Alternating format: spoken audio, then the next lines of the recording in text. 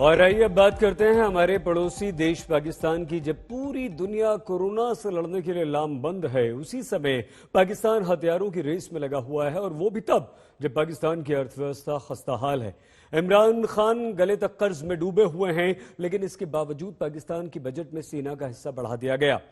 पिछले 2 साल से लगातार पाकिस्तान की सेना का रक्षा बजट बढ़ा है।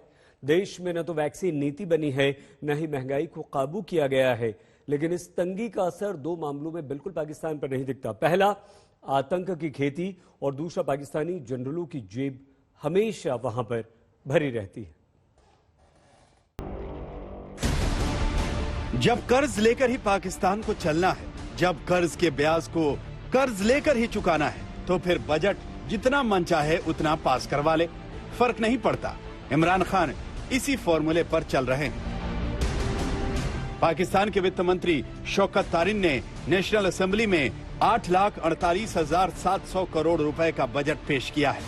डिफेंस सर्विसेज के लिए 1,370 अरब पाकिस्तानी रुपए आवंटित किए गए हैं, जो पिछले साल की तुलना में 6.2% ज्यादा है। इमरान खान अपनी पीठ थपथपा रहे हैं कि इस बजट से उन्होंने सबको खुश कर दिया।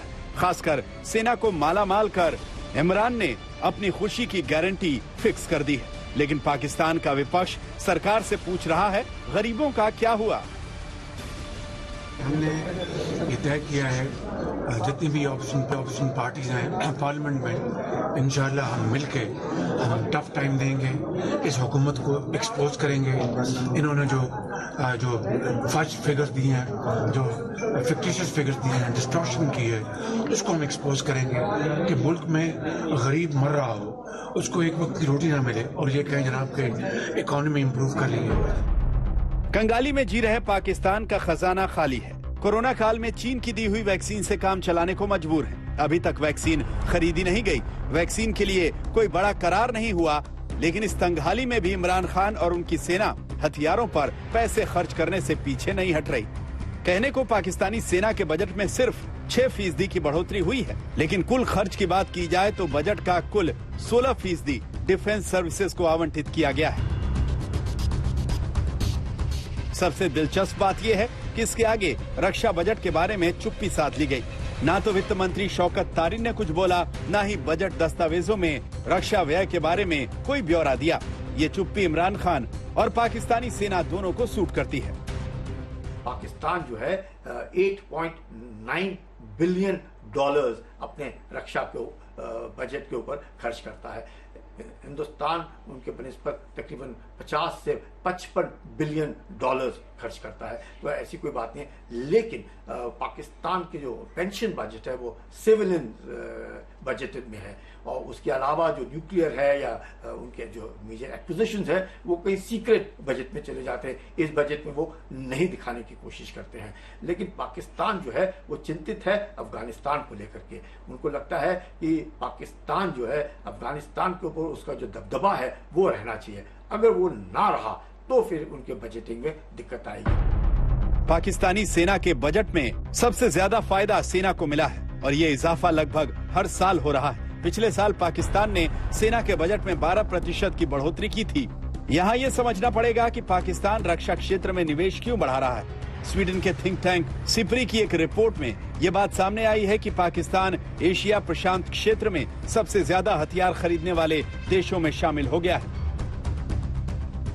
पाकिस्तान की सरकार ने साल 2016 से 2020 के बीच 5 अलग अलग देशों से हथियार की खरीद के 8 बड़े सौदे किए हैं।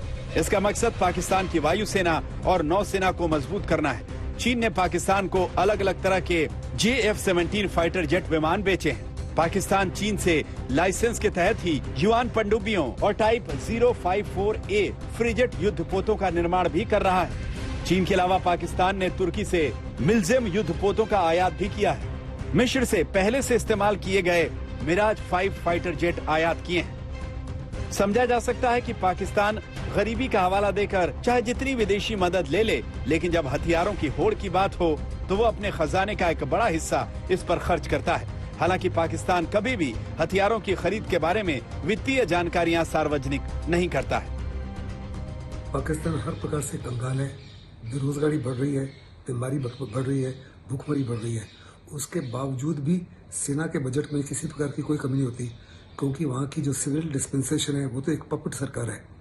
पाकिस्तान की आर्मी और आईएसआई के इशारे पे जो भी उनकी रिक्वायरमेंट्स हैं, जो भी उनकी मांगे हैं, उसको सरकार ने पूरा करना ही है। अगर सरकार पूरा नहीं करती तो सरकार टिक नहीं सकती। ऐसे में पाकिस्तान की सरकार को हर रिक्वायरमेंट जो है डिफेंस सर्विसेज की, उसको मान्यता देनी होती है। इमरान खान के 3 साल के शासन में महंगाई चरम पर है, बेरोजगारी बेलगाम हो गई है, सर्विस सेक्टर बदहाल है, ऊपर से कोरोना की त्रासदी ने अर्थव्यवस्था की बची खुची जान भी निकाल दी। लेकिन इन सब के बावजूद पाकिस्तानी सेना बजट में अपना हिस्सा कम नहीं होने देती। 2 साल पहले इमरान ने रक्षा बजट घटाया था, तब सेना ने आंखें लाल कर ली थी। पाकिस्तान अपने डिफेंस बजट को बढ़ा रहा है क्योंकि उसकी आर्मी को साफ तौर पर नजर आता है कि कन्वेंशनली वो हिंदुस्तान की सैन्य शक्ति का सामना नहीं कर सकते। जो हिंदुस्तान में ज़बरदस्त मॉडर्नाइजेशन हो रही है आर्मी की, नेवी की, एयरफोर्स की, उससे पाकिस्तान को साफ तौर पर नजर आता है कि आने वाले समय में वो हिंदुस्तान से बहुत ज़्यादा पिछड़ गया है। और इसके बावजूद कि उसके इकोनॉमी में दम नहीं है, वो फिर भी डिफेंस बजट को बढ़ा रहा है। भले ही पाकिस्तानी जनता भूखमरी के कगार पर खड़ी हो या महंगाई की मार झेल रही हो, लेकिन पाकिस्तानी सेना हर साल ये सुनिश्चित करती है कि उसका रक्षा बजट लगातार बढ़ता रहे, क्योंकि पाकिस्तानी सेना का एक ही मंत्र है, अपना काम बनता, भाड़ में जाए जनता। कैमरामैन प्रदीप के साथ मंजित नेगी, दिल्ली, आज तक।